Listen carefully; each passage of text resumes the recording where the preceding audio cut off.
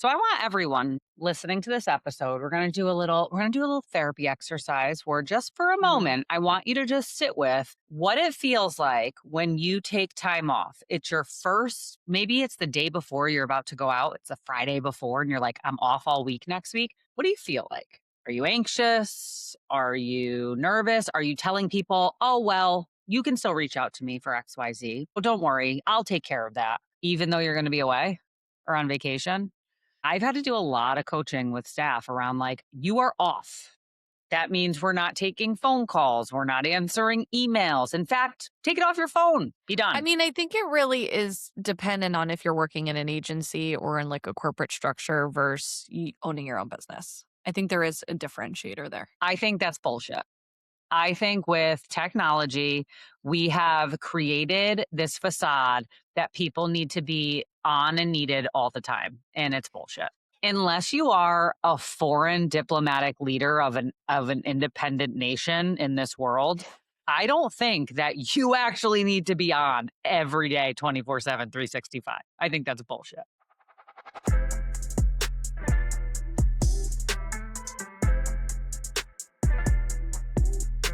Welcome back, everyone. Welcome back. Welcome. It's summertime, It's summertime. which means vacation time, which means being out here enjoying your life. And I actually had a conversation with a colleague yesterday about how they were on PTO and people were reaching out, didn't get the response they wanted because they had their phone off, and then kind of having to deal with that fallout afterwards. And it made me think about this, how it really falls into those parts of us that can't turn off. And then on the flip side of that, when you do turn off, how other people respond to that because they expect you to be on all the time. Well, I think it's a boundary situation there, you know? I really do. But I also think it's about how do we as human beings nurture and cultivate and create ourselves separate and apart from our identity at work. So I want everyone listening to this episode, we're going to do a little therapy exercise where just for a Mhm. moment, I want you to just sit with what it feels like when you take time off. It's your first, maybe it's the day before you're about to go out. It's a Friday before and you're like, I'm off all week next week. What do you feel like? Are you anxious? Are you nervous? Are you telling people, oh, well, you can still reach out to me for XYZ? Well, don't worry, I'll take care of that, even though you're going to be away or on vacation?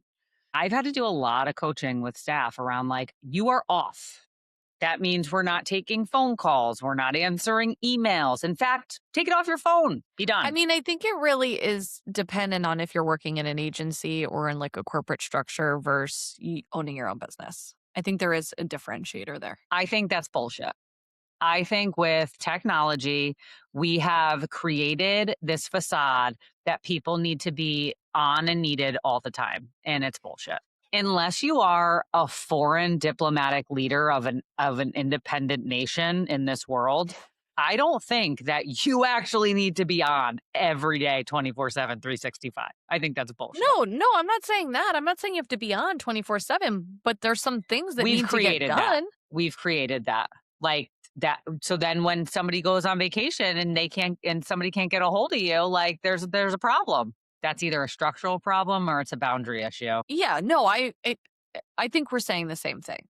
But I'm also sitting across from someone, aka you, that does work on your time off because there is no one to do X, Y, and Z that need to get done. I've already started prepping people in August.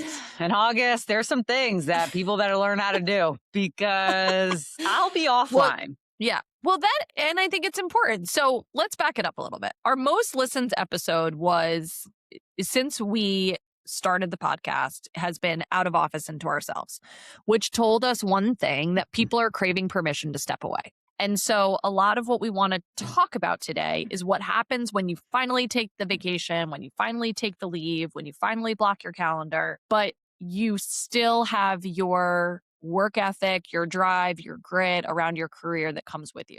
And when that happens, I think there's two sides to the coin, right? You don't want to shame yourself and be like, I shouldn't be thinking about this right now. It's the same, like it equates the same way when people say to me, I can't meditate because every time I meditate, thoughts pop into my head, right? Well, the whole idea of meditation is observing the thoughts and letting the thought pass.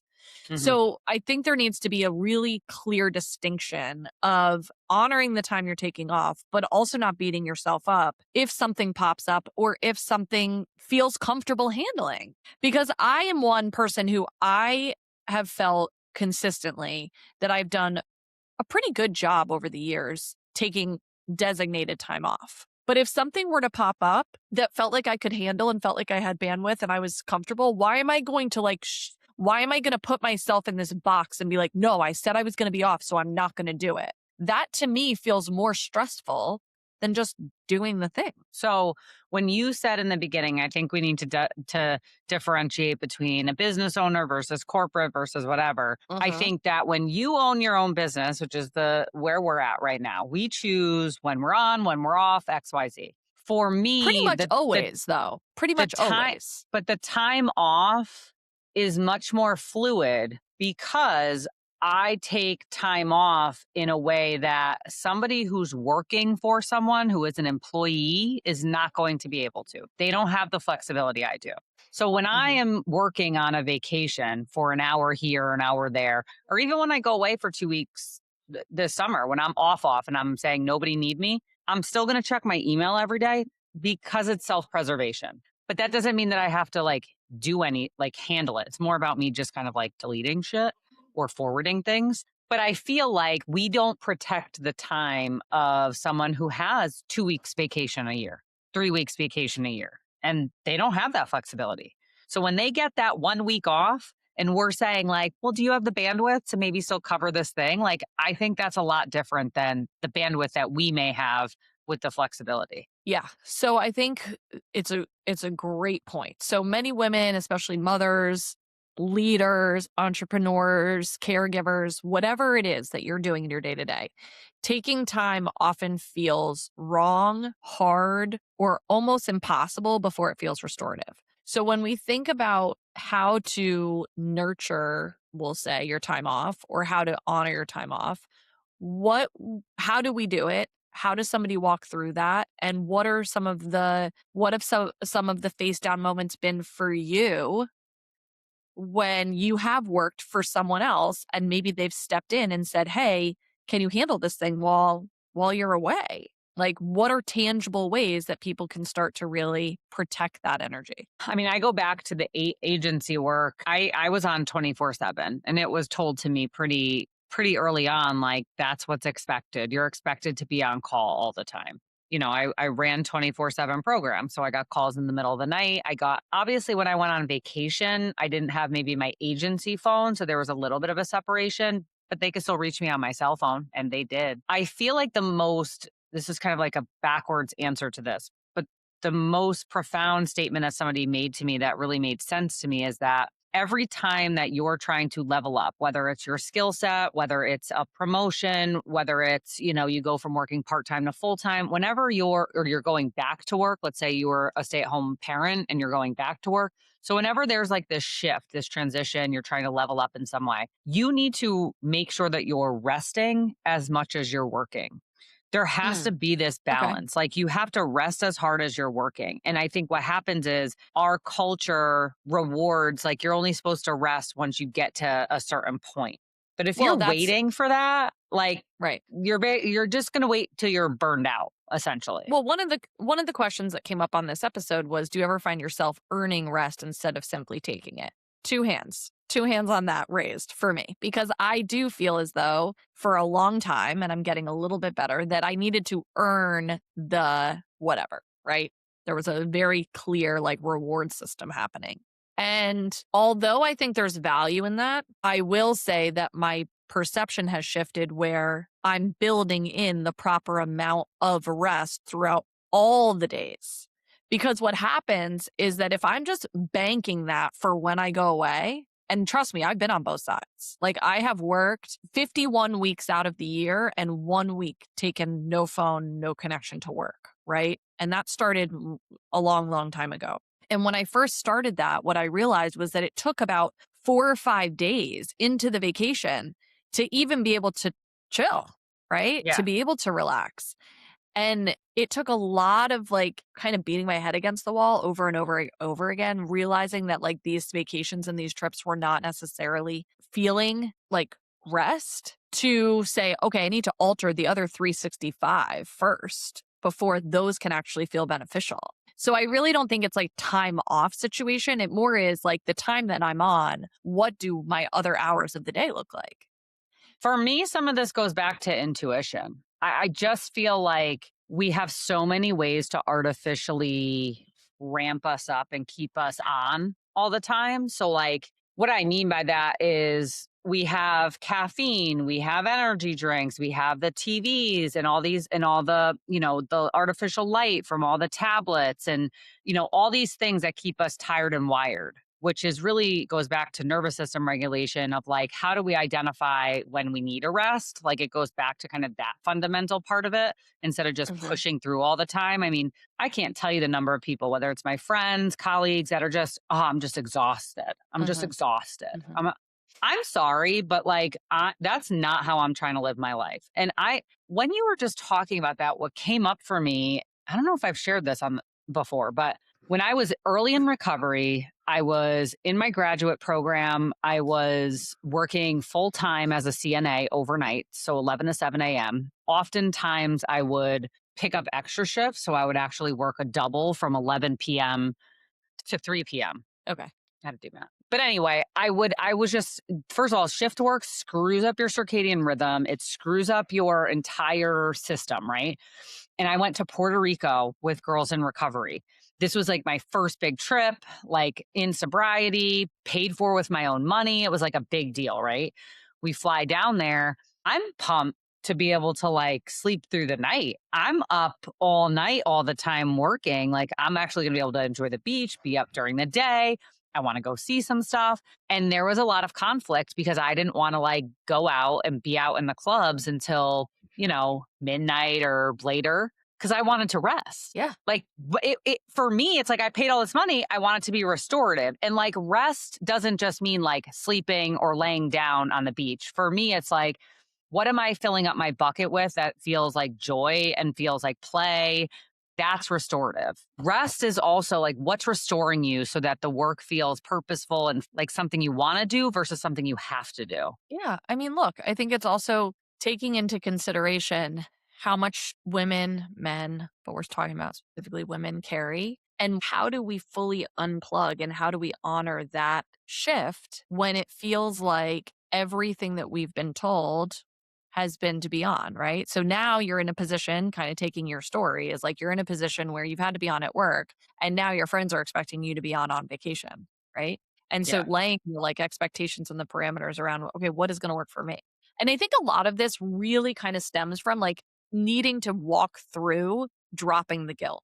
And that takes a lot of work. I mean, I It, can remember really early on in my recovery that there was a lot of pressure to be home for the holidays when I was young. And I understand why, right? Family misses you, especially when you've been in your active addiction and you haven't been able to show up for your family in many years. Like, I can see both sides. And I was living in Maryland at the time and I was working in the restaurant industry.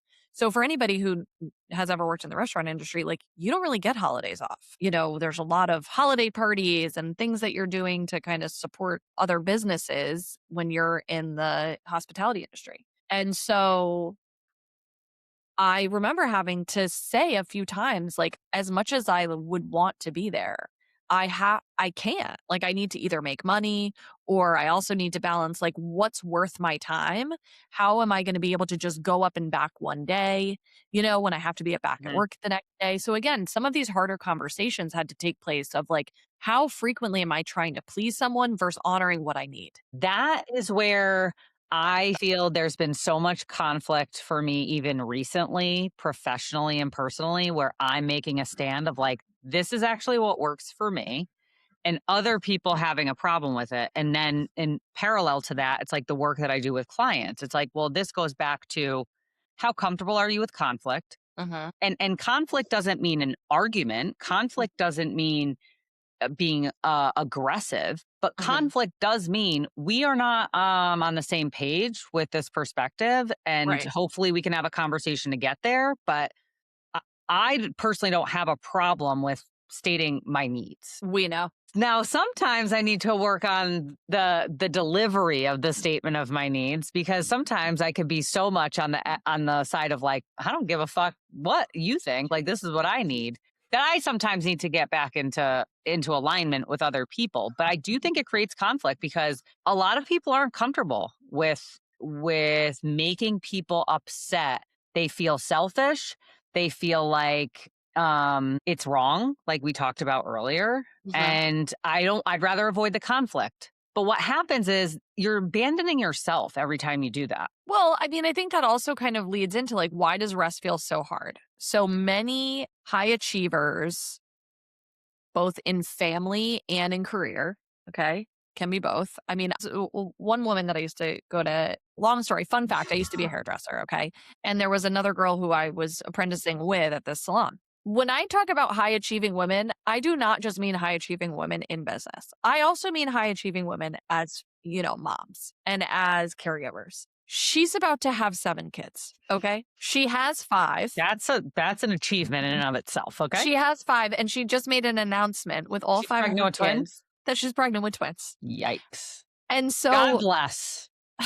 so when I think about high achievers, I just wanna shout out all the moms. And obviously that means also the moms who have 1, I'm not just, but for reference, she is beasting it out here. I messaged her and I was like, "I am unwell, even I thinking mean, about how you're gonna balance all that." yeah. So what does it feel like for a woman who is either in business or in their momming, in their mom life, or both? What happens when there is no task, no list, no crisis, and no one needs something from you? Because there's these moments where you'll get that when you're away. And I have good examples where my husband will say, "Hey, I'm going to take the kids back up to the house. Enjoy your time on the beach for an hour, hour and a half, just solo." You For can't do me, that. what? You can't do that. I can. I can do it Do at you the fall beach. asleep?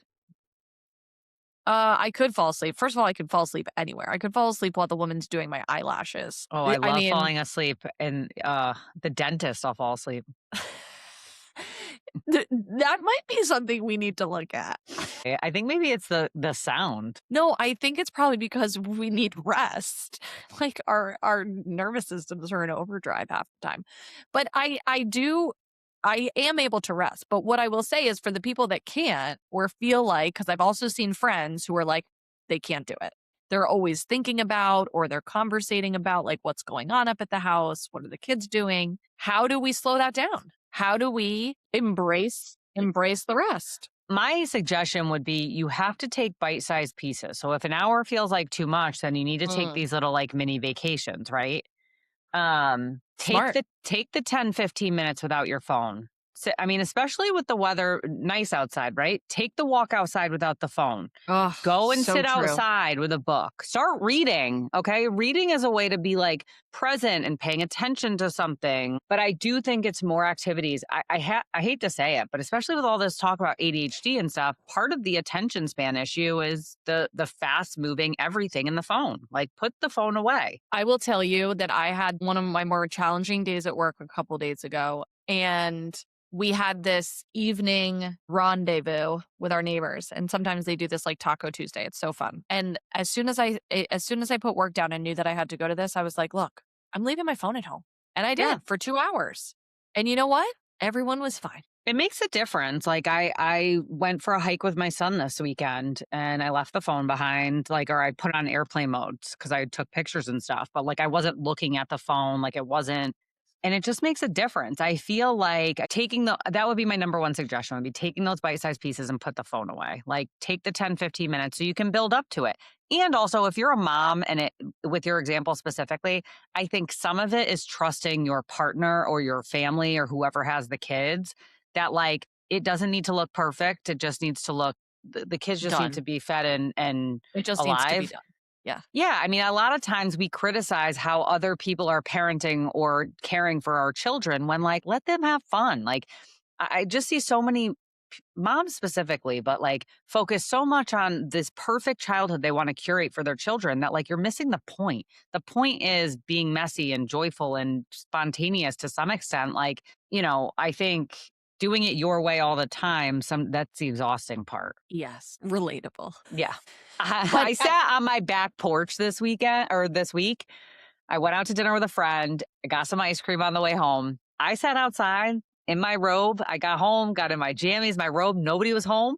I felt like a queen. I was outside in my robe with my ice cream by my damn self, just quiet, listening to birds. I'm like, this must be what heaven is. This is the most peaceful moment. it's funny that you say that because my husband regularly goes on walks like early in the morning, and we have a couple neighbors that are also up at the same time. And so he was walking up the hill, and my neighbor didn't realize that he was coming up the hill, and she was out there with her, she's a mom of 3 or mom of 4. She's got her hands full all the time. And what she was really enjoying was walking around with her bird app and figuring out what birds Yeah, were out in the wilderness. And she was like, it was so great. So I feel like it's not about rest as much as it's about how are you reconnecting to your own joy and filling your cup? Because what's restful, I can have a really full weekend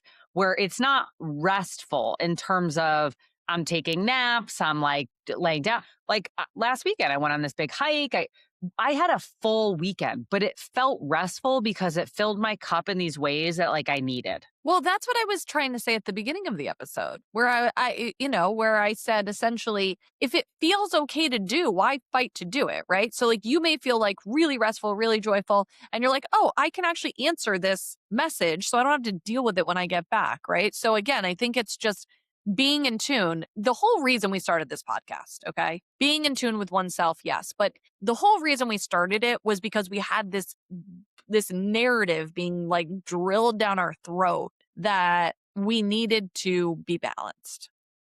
Mhm. And when Jill and I had countless conversations and really started to kind of tease out what that was, we realized that it actually just means whatever feels aligned in that moment, which means that your balance is always going to be somewhat off, right? So if you're on vacation, your work is going to feel less balanced. If you're working, your rest time is going to feel unbalanced. But the goal is, how do we embrace the joy without postponing it until everything is done?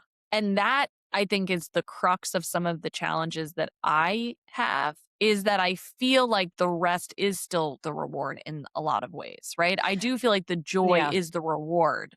So how do we not postpone that? How do we embrace it in all the smaller moments? I would again challenge people, go out and, get messy with your kids at 7 p.m., even though they just took a bath. Leave the dishes in the sink overnight just to, because I think some of it is like you're making sure you're completing everything before you can go have fun or go do this. And like Yes, it's almost like an exposure therapy where you need to leave some things undone. Let it be totally. messy. Totally. People would be appalled at how I let my kids live sometimes. People would be appalled. But you know what? They're happy. And are they dirty? They are. You should have seen They are Bodie dirty. rolling into the dentist this week after school. I was like, this is frightening. What's happening here? But we're here. This is it. It is what it is. Okay, we're gonna do a rapid fire to wrap this episode Whoa, up. I wasn't prepared for this. Okay, go ahead. I feel most guilty resting when. You're up first. I almost wanted, my initial reaction was I feel guilty resting when I've already been resting. Like when I've slept 9 hours and now I'm laying on the couch again in the middle of the day, maybe taking a little nap. That's legit. I feel most guilty resting when I have not spent enough time with my kids. Like if I haven't spent enough time with my kids like during the week, then I feel like I struggle to like rest on the weekends. I feel like I want to do things with them, activities. Next. Am I supposed to be? I don't I'll do see it. A these. sign I'm overdue for a break is Me being irritated with everything and everybody. hmm, It's a good signal. relatable.